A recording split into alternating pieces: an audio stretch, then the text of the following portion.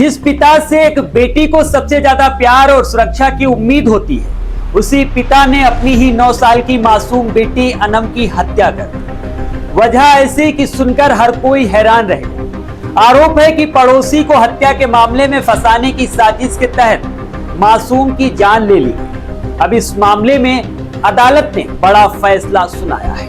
पिता अनीस को अंतिम सांस तक उम्र कैद की सजा सुनाई गई, जबकि उसके 3 भाइयों सादाब, नसीम और सलीम के साथ पिता शहजाद को भी आजीवन कारावास की सजा सुनाई। आखिर एक मासूम बच्ची की हत्या के पीछे क्या साजिश थी? पिता ने अपनी ही बेटी को क्यों मौत के घाट उतारा और अदालत में ऐसा क्या सामने आया जिसके बाद 5 लोगों को उम्र कैद की सजा सुनाई गई है?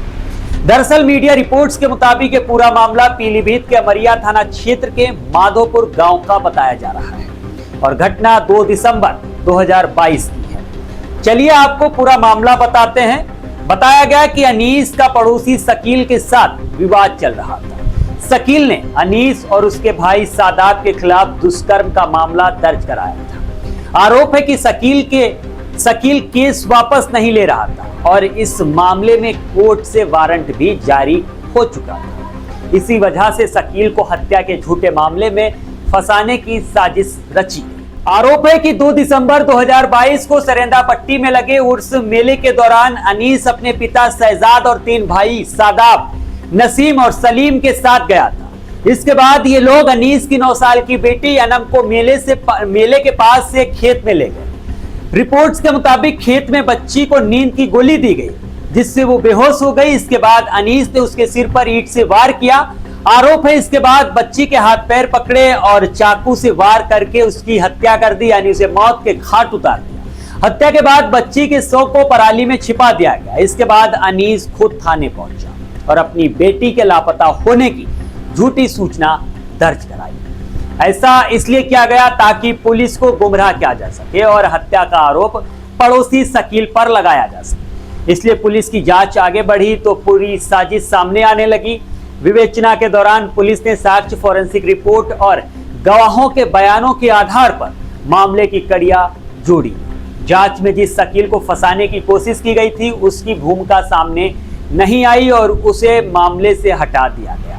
जांच में अनीस समेत उसके पिता और 3 भाइयों के खिलाफ आरोपों के आधार पर चार्जशीट दाखिल की गई।